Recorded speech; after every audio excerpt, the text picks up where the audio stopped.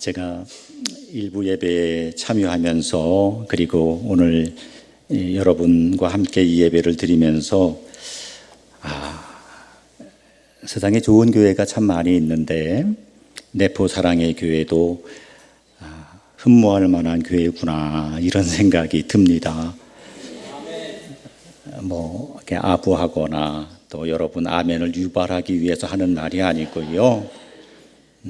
하나하나가 다 거기에 가치와 정성 그리고 세심한 배려, 오늘 또 기도해 주신, 제가 일부 예배 참여하면서 권사님 기도하시는 내용을 보고 은혜가 됐는데 그게 특별한 일인지 알았습니다. 그런데 2부 예배, 이 뭐라 그러나 2부라고 하나요? 대예배라고 하나. 일단 오늘 이 예배에 참여하면서 들으니까 이게 보편적인 수준이구나. 내포 사랑의 교회는 이런 수준이구나. 이런 생각이 들어서 감사하고 고맙습니다.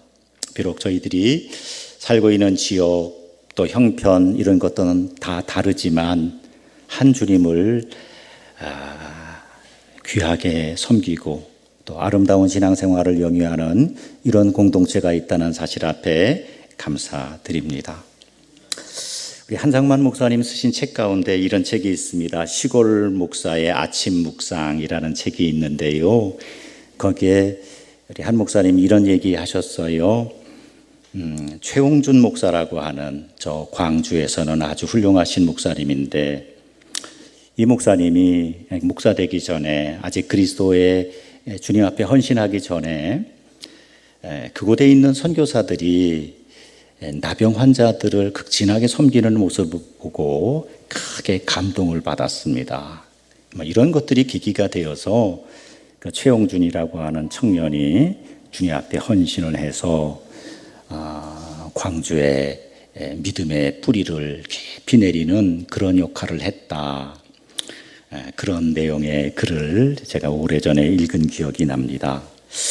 여러분, 진리가 진리되기 위해서는 두 가지가 꼭 더해져야 됩니다. 하나는 뭔가 하면 사실이어야 합니다. 요즘 말로 말하면 팩트여야 합니다.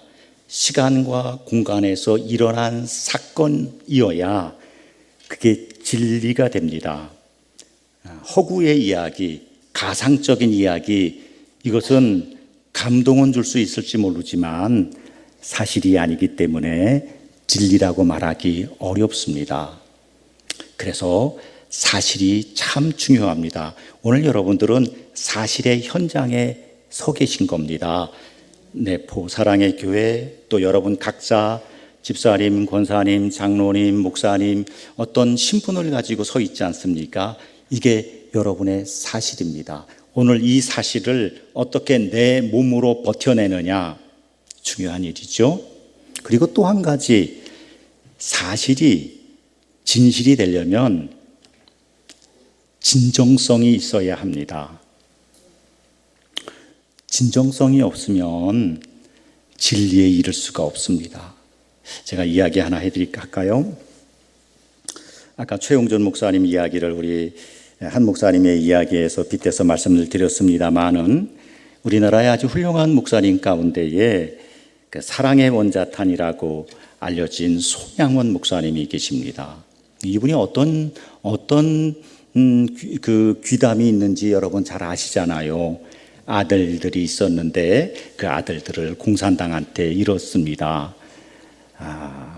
마침 오늘이 1년 전에 젊은이들이 참 어이없게 그렇게 숨져간 안타까운 날 아닙니까? 일주기가 되는 날이잖아요.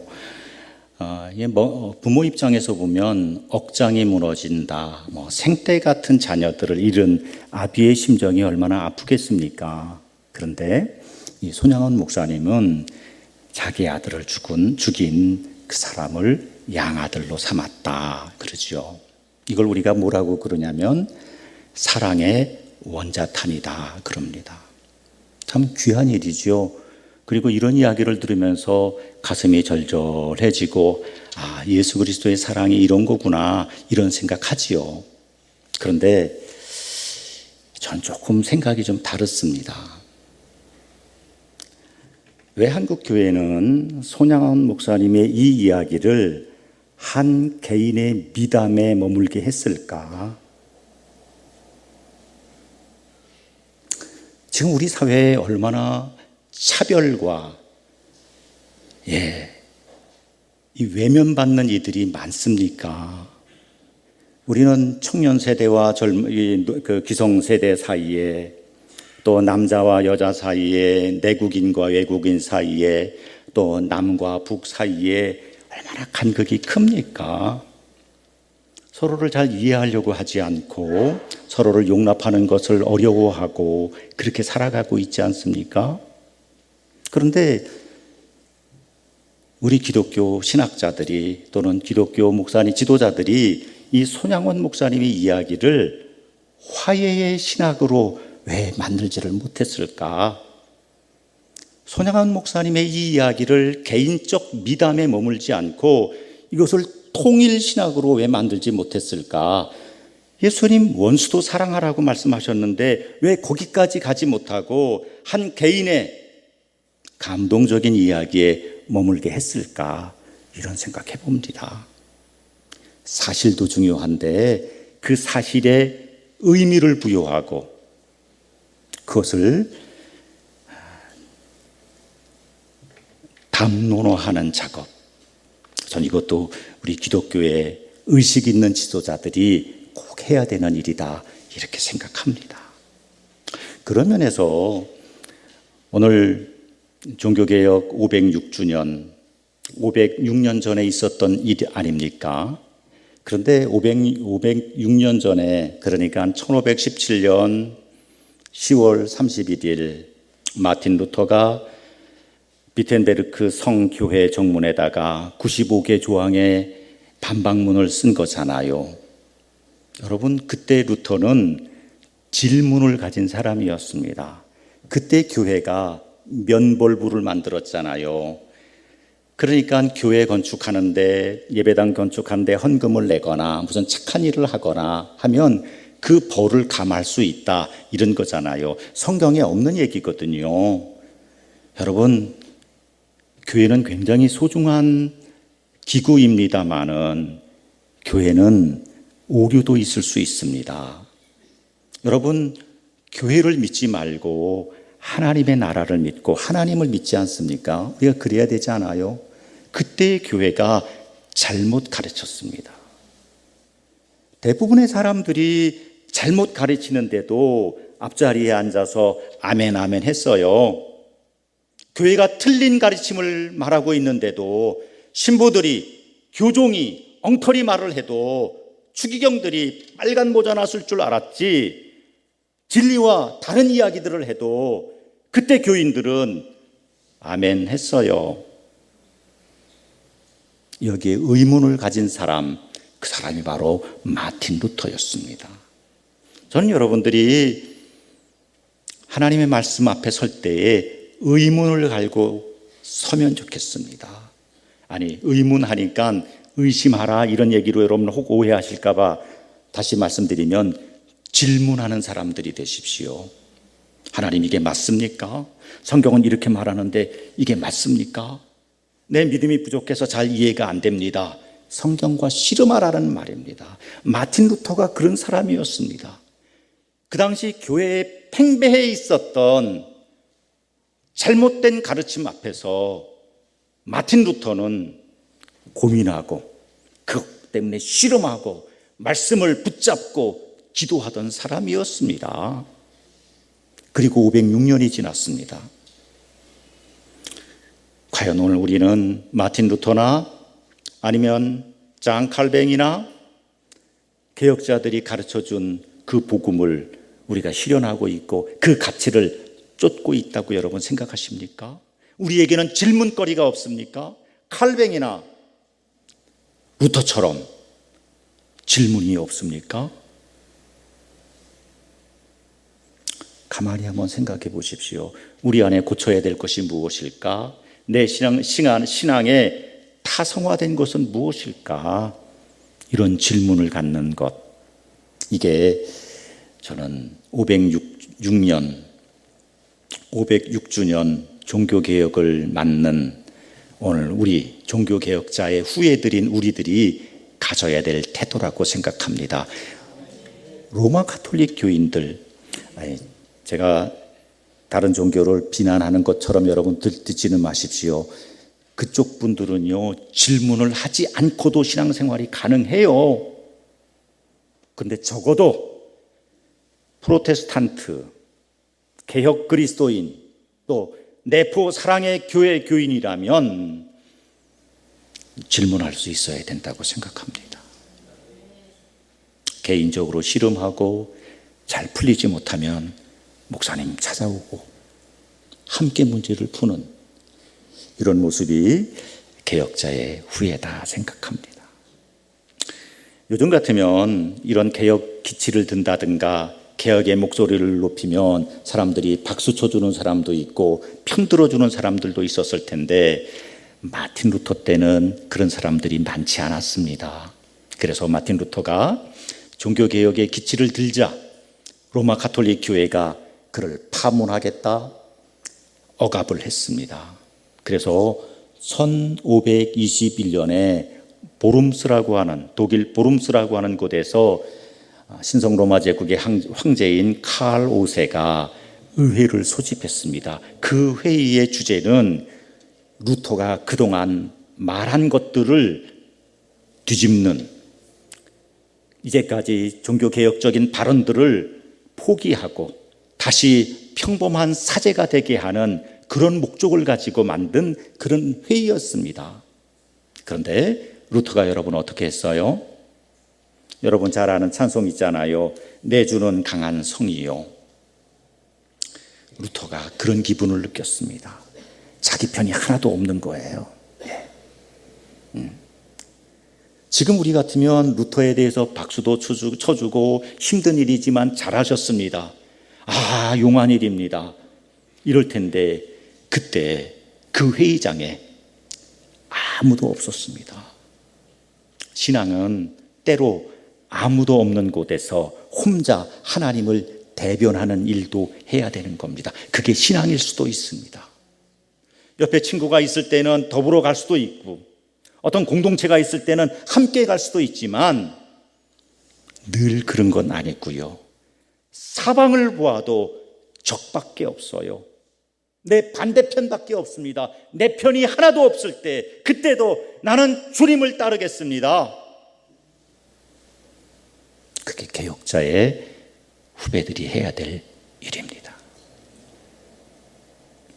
오늘 그 정신을 갖고자 그저 모자라는 저 같은 사람을 부르신 걸로 알고 그저 오늘 두서없는 이야기 몇 말씀 나눌 때에 혹 제 말이 너무 거칠어서 상처가 되지 않았으면 좋겠습니다. 혹 말이 거칠더라도 너그럽게 이해해 주시고 저의 진정성을 여러분들께서 헤아려 주시면 감사하겠습니다.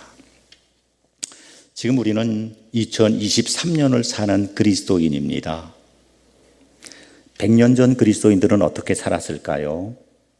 오늘 우리는 2023년을 살면서 무슨 고민을 가지고 살고 있습니까? 여러분의 신앙적 고민이 뭔가요? 우리에게 고민이 있잖아요. 성경을 읽는데 잘 모르겠다. 성경 공부 많이 하셔야 되잖아요. 성경을 열심히 읽고 모르면 목사님께 물어보고 아니면 책을 사서 읽고 이게 목사님들만 하는 일이 아니에요. 종교개혁이라고 하는 것, 종교개혁을 하면서 이루어지는 가장 놀라운 일은 사제주의가 없어졌다는 겁니다. 그전까지는 하나님과 인간 사이에 신부님들이 있어가지고 이 신부님들이 중간 계단 역할을 했는데 그게 없어졌다는 거잖아요. 그래서 그것을 만인 사제론, 만인 제사장론 이렇게 말하잖아요. 성경은 목사님들만의 전유물이 아니고 성경 연구는 목사님들만 해야 되는 일이 아닙니다. 여러분들도 다 그 일에 부름받은 사람들입니다. 여러분들이 그 일을 하지 않으면서 목사님이 잘 하시니까 가르쳐 주시겠지. 나는 그렇게 힘들게 하지 않고 목사님이 알려주시면 내가 배울 거야, 이렇게만 생각하시면 500년 종교개혁의 역사를 거꾸로 가는 겁니다. 개혁자들은 그렇게 하지 않았어요. 여러분, 개혁자들은 종교개혁이 있고 난 다음에, 조금 전에 목사님께서 저를 미술평론인가라고 말씀하셨는데 이 얘기 한 가지 좀 드릴까요?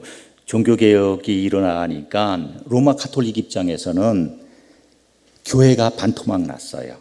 재산이 반으로 줄었어요. 사람이 절반으로 줄었어요. 그렇죠? 유럽을 다스리던 로마 가톨릭 교회가 절반을 잃었다고요. 땅도 잃고 사람도 잃고 재산도 잃고. 그러니까 로마 가톨릭 교회 입장에서 교회를 걱정하는 사람들이 해야 될 일이 뭐예요? 어떻게 하면 뺏겼던 교인들을 데리고 올까? 어떻게 하면 잃어버린 교회들을 되찾아올까? 이런 거였겠죠.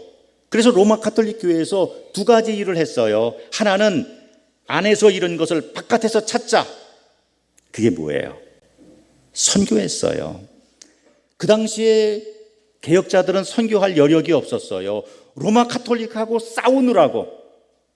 그 싸우는 게 논쟁하는 것만 아니었어요. 정말 칼 들고 싸웠다니까요. 논쟁하고 그 논리 대결하고 그리고 칼 들고 싸우고 그러느라 선교할 여력이 없었어요. 전혀 없었던 건 아니에요. 칼빈 같은 사람은 저 브라질에 선교사를 파송하기도 했거든요. 그러나 로마 가톨릭은 안에서 잃은 것을 바깥에서 찾자 해가지고 라틴 아메리카에 수없이 많은 선교사들을 보냈어요.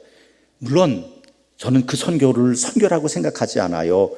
선교는 사랑으로 하는 선교지, 그게 선교지 힘으로 하는 선교는 전 선교가 아니라고 생각해요.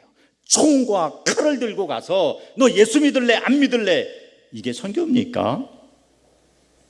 로마 가톨릭 교회가 어쨌든 그렇게 했어요. 이게 첫 번째 로마 가톨릭 교회가 한 일이고요. 두 번째는 뭔지 아십니까? 가만히 보니까 개혁자들이 예배당 안에서 그림들을 띄어냈어요. 이미지 숭배를 우상 숭배라고 생각했어요. 그래서 네덜란드 같은 경우에 보면 네덜란드에 성 바보라고 하는 그런 교회가 있는데 거기에는 이 벽에 장식되었던 그림들을 다 띄어냈어요. 이걸 가만히 보고 있었던 로마 가톨릭 교회가 이렇게 생각했어요. 야, 우리가 저 사람들하고 반대로 하면 되겠다. 그림을 선택했어요. 이미지를 선택했어요. 근데 이게 가능했던 게, 지금 여러분들은 다 글을 읽을 줄 알잖아요. 그런데 500년 전 사람들은 글을 몰랐어요. 글 아는 사람들이 조금밖에 없었어요. 예배당에 와서 신부님이 뭐라고 말을 해도 그 라틴어를 들을 수가 없었어요. 무슨 말인지 몰랐어요. 그러니까 어떻게 해요? 벽에 그려진 그림과 조각상 이것들을 보면서 신앙 훈련을 하는 거예요. 그걸 통해서 신앙을 배우는 거예요. 그러니까 로마 가톨릭 교회는 절반의 교인들을 잃어버리고 절반의 교회를 빼앗기고 절반의 재산을 빼앗긴 다음에 교회를 더 아름답게 짓고 교회에 그림을 더 많이 그린 거예요. 이 미술을 무슨 미술이라고 하는지 아세요? 누가 아시는 분 없나요? 바로크 미술이라고 그래요. 그게 바로크예요. 이 두 가지 일을 한 집단이 있어요. 누군지 아세요? 이냐시오 로욜라라고 하는 예수회가 그 일을 했어요. 그러니까 우리가 프로테스탄트여서 그렇지 로마 가톨릭 교회 입장에 있다고 하면 이 이냐시오 로욜라가 참 좋은 일을 했지요. 적절한 일을 했지요. 그렇죠? 그런데 저는 거기에 동의하지 않는다고 말씀드렸잖아요. 힘으로 하는 선교는 그게 선교입니까? 굴종을 요구하는 거잖아요. 우리나라에 1866년에 토마스 선교사가 대동강에 갔다가 거기서 죽었잖아요. 그게 순교입니까? 한국 교회는 그것을 순교라고 말을 해요. 저는 그렇게 생각하지 않아요. 여러분, 남의 집에 들어갈 때 문 두드리고 들어갑니까? 문 깨고 들어갑니까? 남의 나라에 들어오는 선교사가 그 나라의 법을 무시하고 들어와도 되는 건가요? 그가 타고 온 배에는 대포가 달려 있었어요. 그 배에는 무기가 있었어요. 선교사가 무기를 앞세운 그런 제너럴 셔먼호를 타고 남의 나라에 허락 없이 들어와도 되는 겁니까? 그게 선교입니까? 그런 사람의 죽음을 순교자라고 말해도 되는 겁니까?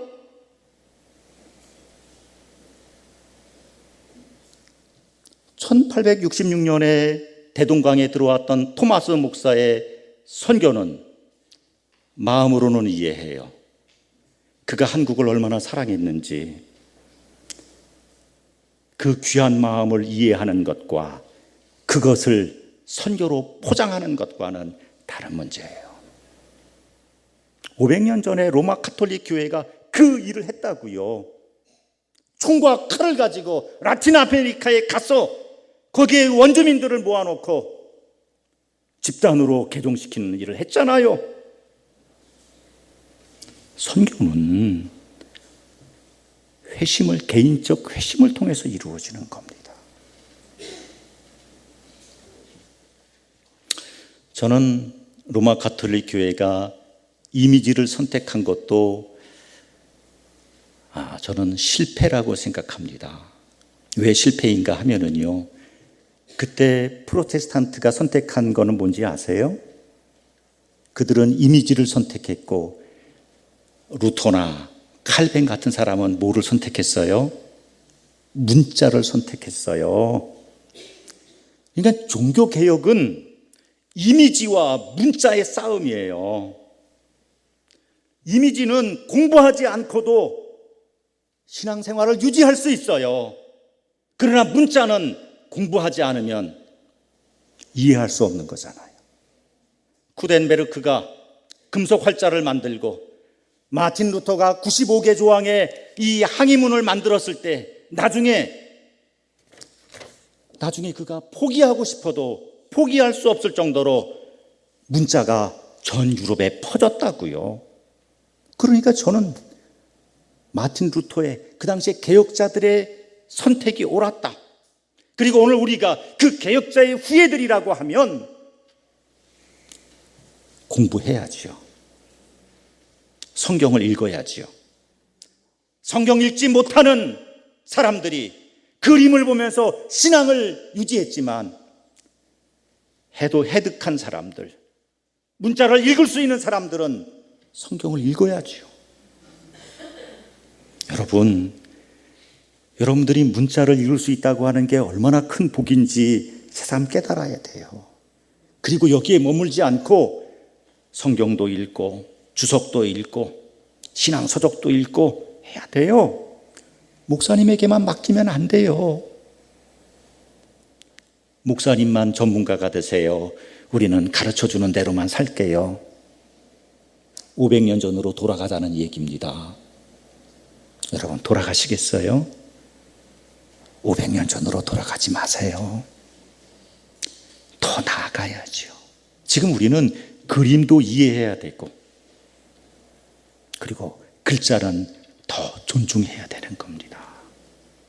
하나님께서 우리나라에 오실 때 어떻게 오셨는지 여러분 아세요? 하나님께서 이 땅에 오실 때에 제일 먼저 무엇을 통해서 왔느냐면 문자를 통해서 왔다고요. 하나님이 사람을 통해서 온 게 아니라 하나님께서 사람을 보내시기 전에 문자를 보냈어요. 우리나라에 제일 먼저 선교사가 언제 왔어요? 1884년 9월 달에 왔어요. 알렌이라고 하는 선교사가 그때 들어왔어요. 그런데 하나님께서는 그보다 2년 전에 1882년에 우리말로 된 성경을 저 만주에서 보내셨다고요. 이것을 위해서 노력한 사람들이 있었어요. 존 로스, 존 맥킨타이어, 알렉산더 윌리엄스, 스코틀랜드 선교사들이 이 조선 땅에 살고 있는 조선인들의 영혼을 하나님께서 구원해달라고 하는 간절한 기도 제목을 갖고, 선교의 제목을 갖고, 누구도 이 조선이란 나라를 알지 못하고 있을 때 그들이 저 만주에서 조선 사람들을 만나고 백홍준, 이응찬, 서상기, 김진기 이런 청년들을 만나서 이 선교사들이 한국말을 배우고 그들과 더불어서 한국어 성경을 만들었다고요. 그게 1882년이에요. 여러분, 우리 한국교회는 종교개혁의 정신과 있다 있어요. 하나님이 이 땅에 사람을 먼저 보내지 않으시고 문자를 먼저 보내셨다고요. 그러니까 여러분, 어떻게 하셔야 돼요? 성경을 읽으셔야죠. 신학은 목사님만 하는 게 아니에요. 누가 그래요? 누가 그런 거짓말을 해요? 신학은 목사님만 한다고? 이 말은 여러분 500년 역사를 후퇴하자는 얘기잖아요. 여러분도 신학 하셔야 돼요. 아니, 신학교 가라는 얘기가 아니에요. 여기 우리 젊은 분들 마태복음 전문가가 되시지요. 그래서 마태복음 책 하나, 그 마태복음 성경을 갖고 마태복음과 관련된 여러 권의 책을 한번 사서 쭉 읽고 또 읽고 또 읽고 반복해서 한 권의 책을 3번만 반복해서 읽으면 마태복음 전문가가 되실 거예요. 목사님보다 더 많이 아실지도 몰라요. 우리 장로님 사도행전 한번 해보시죠. 그래서 교회 안에 아무개 집사님은 마태복음, 아무개 장로님은 사도행전, 아무개 집사님은 이사야서. 목사님 목회하기가 어려울까요? 그렇게 목회하면 목사님 진짜 재미있고 편할 것 같아요. 아니, 해석하다가 좀 다를 수도 있어요. 다르면 다른 대로 좋은 것 아니에요. 다른 게 틀린 게 아니라는 이야기는 여러분 많이 들으시잖아요. 어떤 정신나간 목사님이 이렇게 말을 해요. 성경 하나의 텍스트에는 하나의 메시지만 있습니다. 엉터리 신학을 하신 분이에요. 그렇지 않아요. 하나의 메시지 안에 하나의 텍스트 안에 다양한 메시지가 있어요. 조금 다를 수 있지만 그 다름이 모아졌을 때 아름다움이 더 풍성해지는 거죠. 예, 제가 여러분들 그림 한 점 여러분 좀 보여드릴까 합니다. 방송실에서 7번째 그림을 좀 올려주실까요? 미국 그리스도인들은 어떻게 살았는가 하는 이야기 한번 드려볼게요. 우리는 지금 2023년을 살고 있지만 1700년대를 살았던 그리스도인들도 있잖아요. 또 미국이라는 사회 속에 살았던 사람도 있잖아요. 이 그림은 그 베니스터라고 하는 그 화가가 그렸어요. 그런데 이 베니스터는 미술 교육을 받지 않은 사람이에요. 그런데다가 이 베니스터는 흑인이었어요. 그 당시에 이 미국 사회에 어떤 사고방식이 있었느냐면 흑인도 그림은 볼 수 있다. 흑인도 음악은 감상할 수 있다. 그러나 흑인은 작곡을 할 수 없다. 흑인은 연주할 수 없다. 흑인은 그림은 감상할 수 있지만 그림을 그릴 수는 없다. 이런 생각이 있었어요. 이게 잘못된 생각이지요. 그런데 그런 세상이 있었어요. 이 베니스터가 그림 공모전에 작품을 냈는데 3등에 당선됐어요. 그런데 나중에 알고 보니까 이 심사위원들이 보니까 이 베니스터가 흑인이었어요. 그래서 심사위원회를 다시 꾸렸어요. 아니, 흑인에게 3등상을 줄 수 없어. 혼이 없는 사람, 영혼이 없는 존재에게 이 그림을 어떻게 상을 줄 수 있지? 여러분, 지금 생각하면 말도 되지 않은 일인데 그런 시대가 있었다고요. 그런 시대를 그리스도인들도 살아낸 거예요.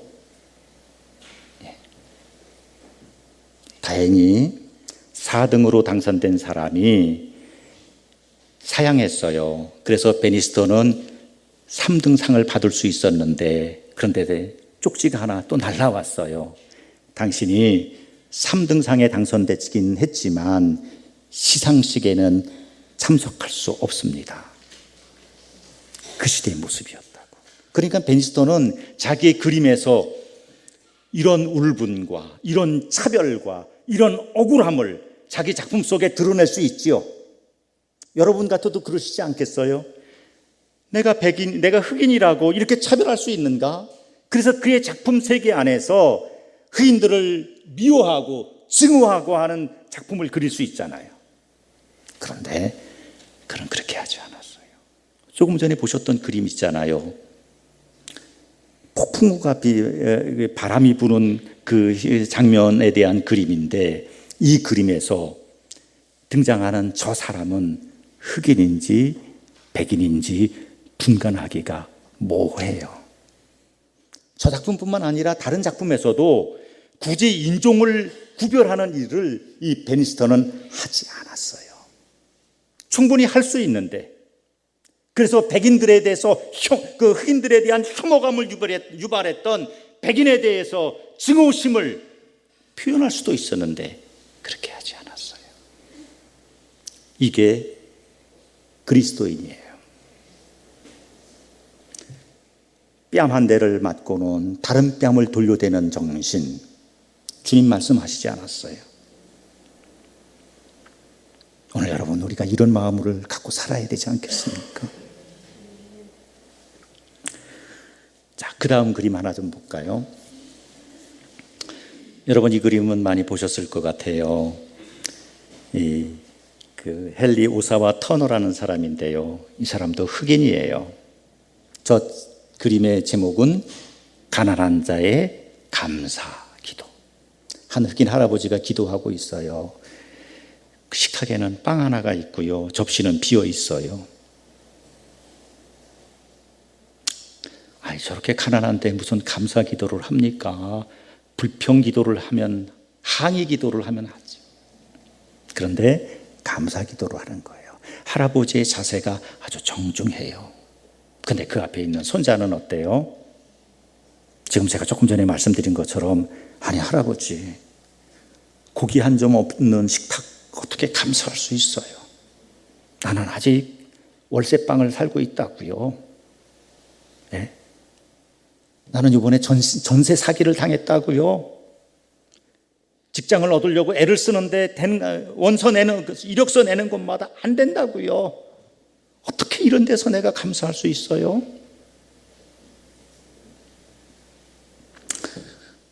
이 터너는 그래도 감사하자.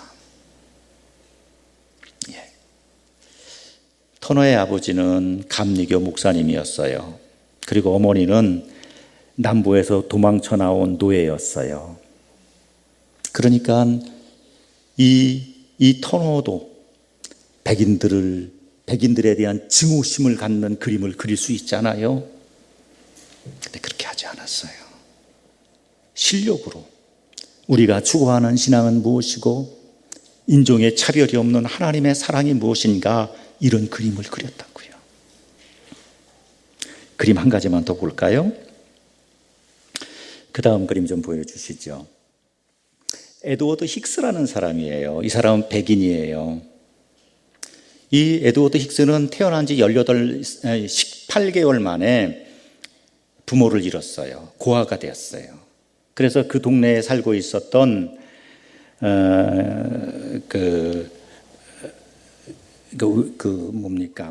퀘이커 교도 아주머니에 의해서 양육을 받았어요. 부모 없이 퀘이커 교도 아주머니가 이 아이를 힉스를 키웠지요.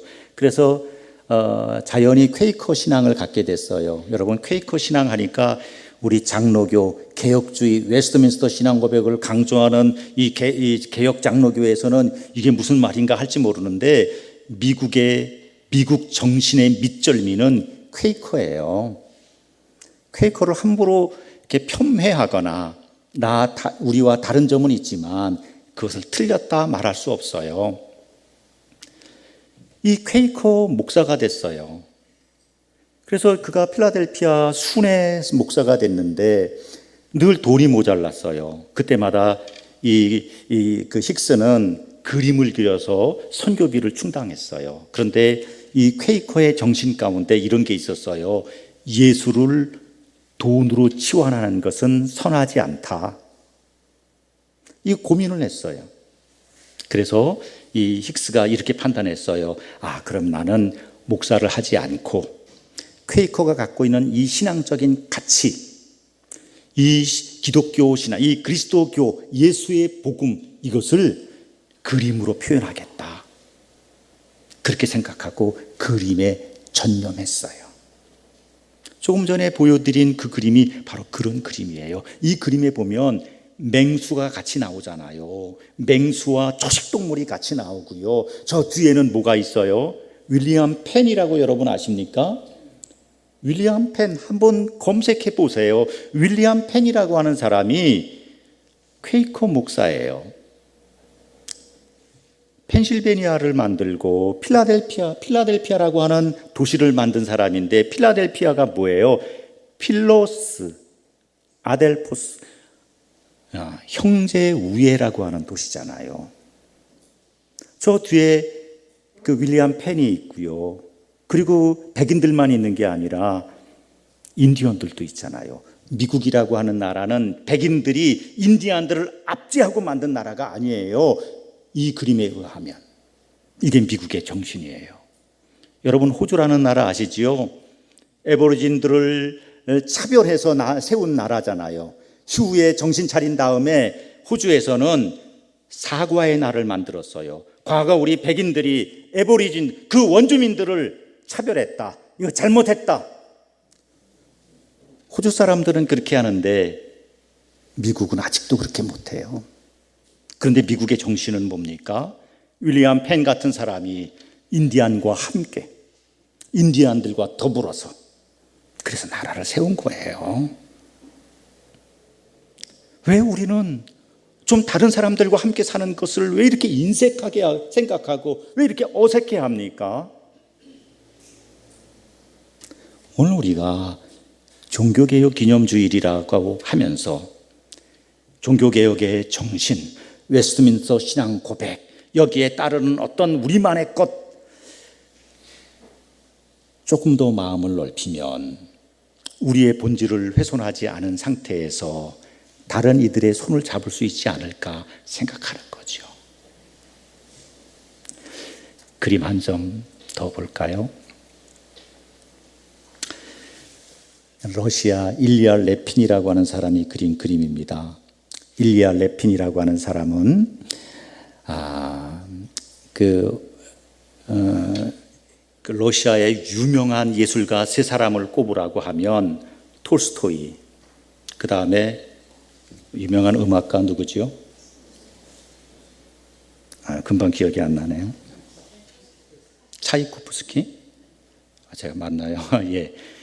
그리고 미술가에서는 저 사람을 뽑습니다. 일리아 레핀이라는 사람인데요.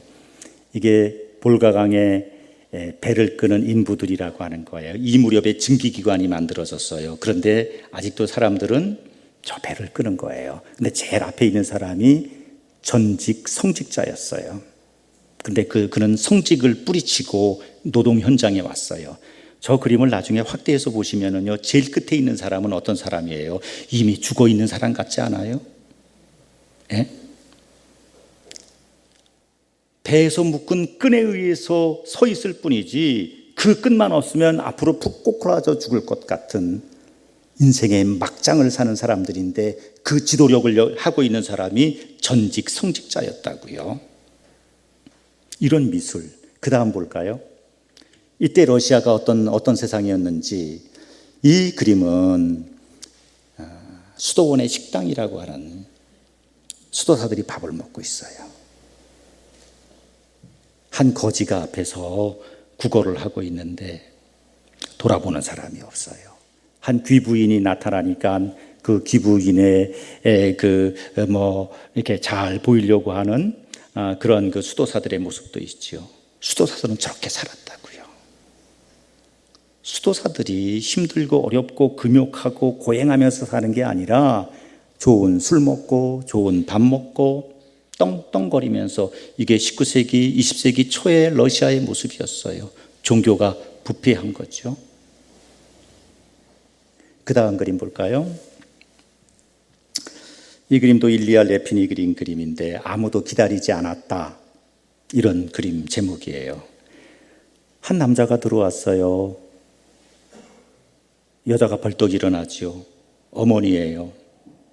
이 남자는 20세기 초반 러시아는 혁명이 있었던 시대지 않습니까? 조금 더 나은 세상을 만들기 위해서 이 아들은 혁명에 참여했다가 붙잡혀서 감옥살이를 하다가 어떻게 해서 지금 살아온 거예요.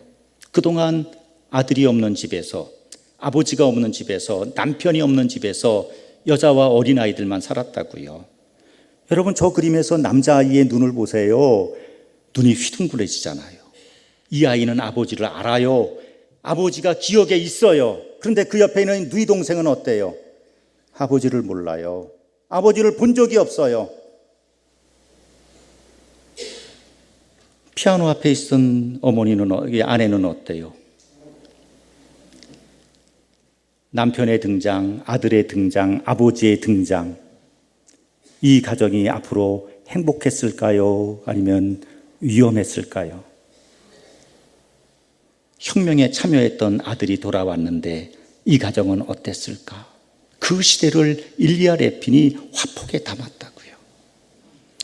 이 일리아 레핀이라든가 조금 앞에 보여드린 이런 그림들을 장르로 이동파 미술이라고 그래요. 이동파 미술이라는 얘기는 말 그대로 이동하는 미술이다, 그런 뜻이죠. 그동안 미술은 갤러리에 전시를 해서 돈 있는 사람들, 힘 있는 사람들이 찾아와서 구경하는 거였어요. 그런데 그 당시에 러시아 인구가 한 7천만 정도 됐거든요. 7천만 정도 되는데 6천만 정도가 농노였어요. 예. 그리고 그 중에 정말 그 인간적인 삶을 살 수 없는 사람들이 수없이 많았어요. 러시아는 유럽의 변두리에서 유럽을 닮아가려고 애를 썼지만 그러나 가장 인권 침해가 심했던 나라였죠. 이런 현실을 그 당시에 화가들이 자극을 받았어요. 어떻게 우리나라가 이럴 수가 있을까? 농민들을 깨우자, 농노도를 깨우자, 이런 생각을. 어떻게 깨울까? 우리 그림을 가지고 가자. 생각해 보십시오. 지금부터 100년 전 마차에 그림을 싣고 다녔어요. 그 당시에 미술사도는요, 인상파 미술이 있었을 때였어요. 화가가 그림으로 성공하려면 인상파를 해야 될 때였어요. 그런데 인상파 미술을 가지고 이 농민들을 찾아가면 농민들이 인상파를 이해할 수 없잖아요. 여러분, 고흐의 그림을 여러분 이해하실 수 있어요? 고흐의 그림은 설명이 필요하잖아요. 그러니까 이 러시아의 화가들은 한 시대 전인 사실주의 미술을 가지고 들어갔어요. 이게 얼마나 큰 희생인지 여러분 모르시죠? 희생이에요. 백성들을 깨우치기 위해서 한 시대 전의 미술 양식을 가지고 백성들을 찾아가는 거예요. 마차에 싣고 가다가 진흙탕에 빠지면 화가들이 그것을 밀고 해가지고 동네 다니면서 그림을 보여줬다고요. 여러분, 이 화가들이 이런 정신을 누구에게서 배웠겠어요? 예수님께서 갈릴리에서 가버나움으로,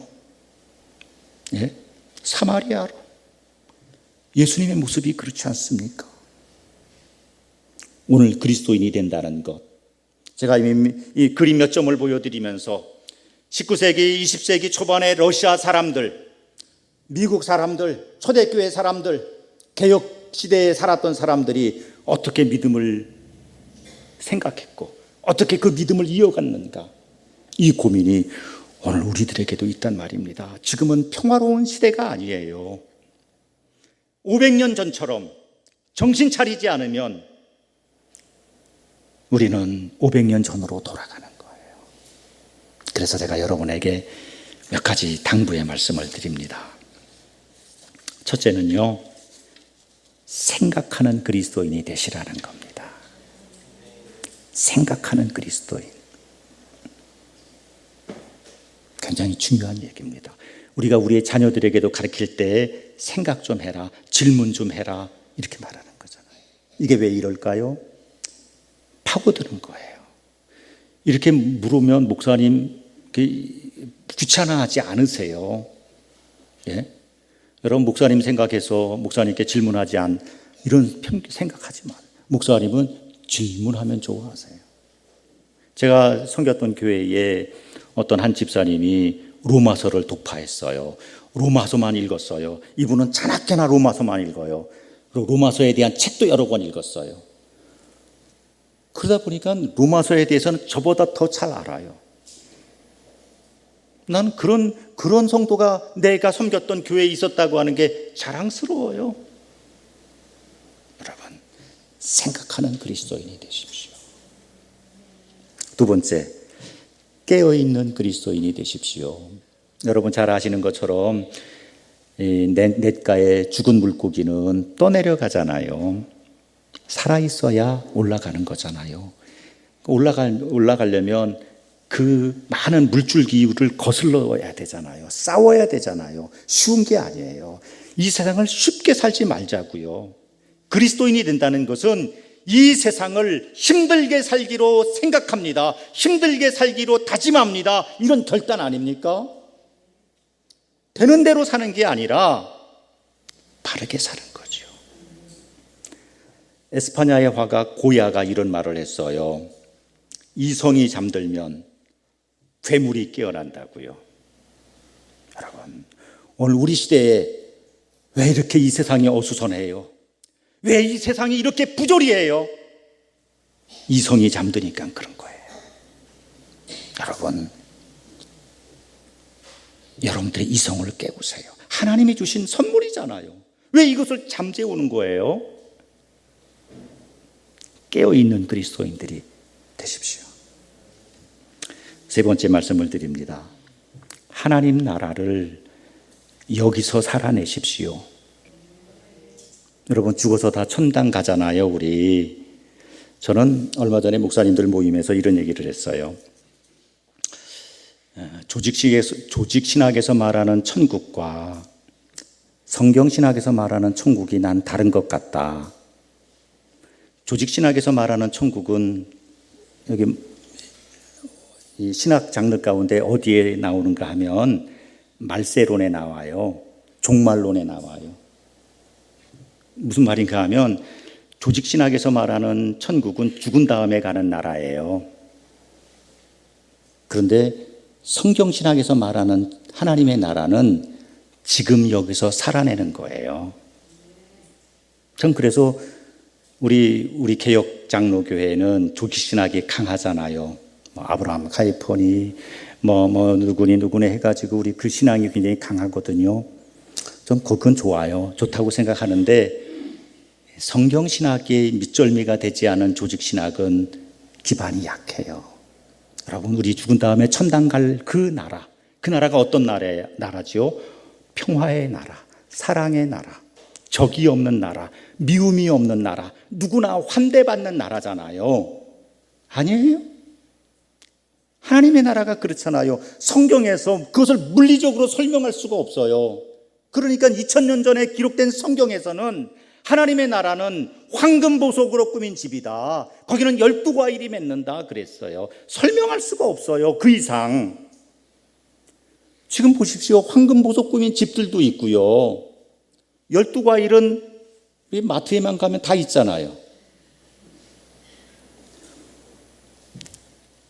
그 하나님의 나라, 하나님이 다스리는 그 나라, 평화의 나라, 그것을 오늘 여기서 살아내는 것 쉽지 않아요. 싸움을 유발하고 전쟁을 유발하고 증오심을 부추기는 세력들이 우리 시대에 있지 않습니까? 악한 사람들은 평화 시대를 못 견뎌해요. 어떻게 해서든지 전쟁을 만들고 문제를 야기시키려고 하는 세력들이 우리 사회 속에 존재하잖아요. 그런 이들 앞에서 당당하게 그리스도의 평화를 말하는 사람, 하나님의 다스림을 말하는 사람, 이런 사람이 종교개혁의 후예들입니다. 이런 사람이 루터의 제자고요. 이런 사람이 칼뱅의 제자입니다. 여러분, 누구의 제자입니까? 기도하겠습니다.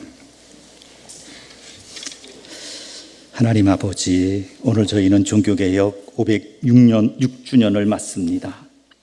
오늘 저희는 저희에게 믿음을 전달하기 위하여 일신일가의 영달을 뒤로하고 하나님의 은혜를 힘입어 진리와 진실을 전달한 신앙의 개혁자들의 그 가치를 따르겠습니다. 이 귀한 교회가 하나님의 은총과 사랑과 정의로우심 그리고 평화의 하나님을 믿고 그 가치를 이 도시와 현실에 투영하기 위하여 노력하는 교회가 되게 해주시고 이 교회에 속한 그리스도인들이 늘 주님의 은총에 합당한 반듯하고 거룩한 삶을 살아내게 하여 주옵소서.